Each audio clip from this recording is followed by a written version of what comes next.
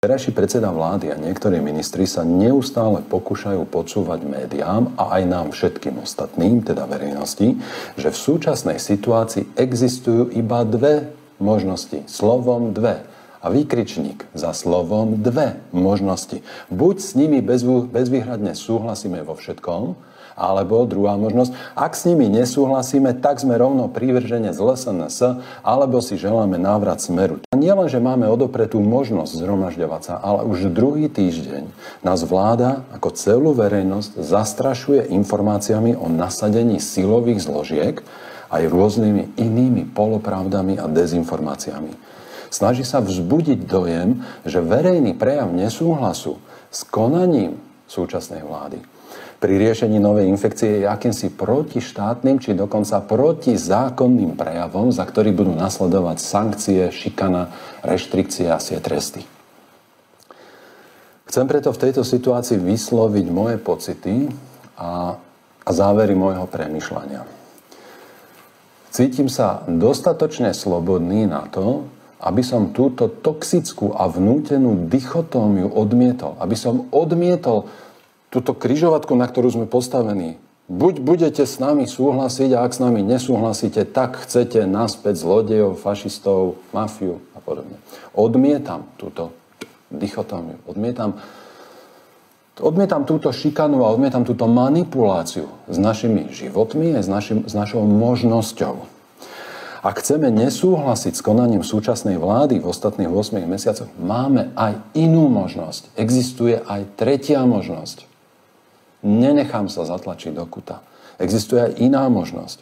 Možnosť pre tých ľudí, ktorí síce odmietajú byť ticho, ale súčasne aj odmietajú tú nálepku zlodej, extrémista či konšpirátor. Svoj názor vysvetlím a poviem vám, čo budem 17. novembra robiť ja.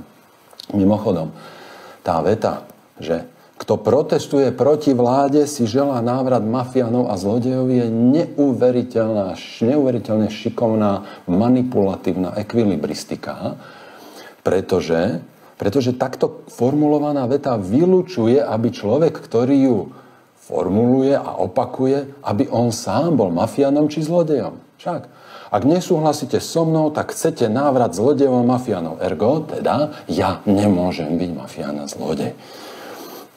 Takže sa človek, ktorý takúto vetu vyhlasuje a opakuje, automaticky sa vyhlasuje za bezúhonného.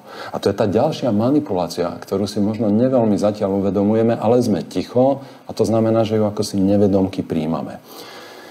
Prečo sa aj takejto manipulácii verbálnej treba brániť? Pretože porušovať zákon alebo škodiť spoločnosti sa dá aj inak ako kradnutím a pritom to môžu byť následky oveľa závažnejšie.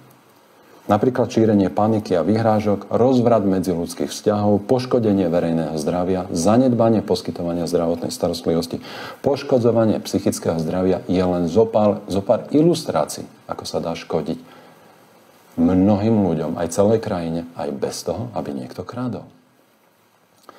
Nie, nemáme len tieto dve možnosti. Alebo súhlasím s tým, čo robí vláda a jej predseda, alebo nesúhlasiť a tým byť automaticky označený ako spojenec extrémistov, zlodejov a mafie, či rovno ty si extrémista, ty si zlodej, ty si mafián, ty si vrah, ty si nepriateľ života. Toto je strašné. Toto je nebezpečné konanie, zastrašovanie a vyhrážanie. Ak to takto vidí predseda vlády a jeho ministri a vládni poslanci, už nám teda dokazujú, a v priamom prenose verejne ukazujú, že potenciál a historická úloha politických strán sa v našej krajine vyčerpala.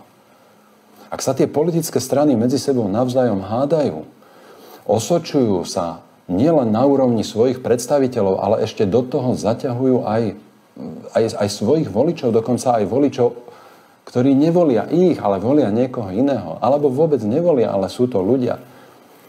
Toto je nebezpečné a treba hľadať a nájsť nový, lepší spôsob zastupiteľskej demokracie, napríklad formou naozaj nezávislých osobností, múdrych, dostatočne pokorných ľudí, ktorí aspoň vo väčšine prípadov dokážu nadradiť záujmy našej krajiny, našej spoločnosti, naše vlastné alebo naše spoločné záujmy nad tie svoje vlastné záujmy.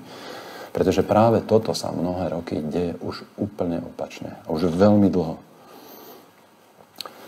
Som presvedčený, že všetci ľudia, ktorí nesúhlasia s konaním vlády Slovenskej republiky za ostatných 8 mesiacov, poprvé, majú právo verejne prejaviť túto svoju nespokojnosť a nesúhlas bez toho, aby boli za tento svoj prejav v rámci zákona šikanovaní alebo trestaní. Po druhé, nesmú byť od svojho verejného prejavu nesúhlasu odhováraní alebo odrádzaní verejným zastrašovaním a dezinformáciami, ktoré šíri vláda.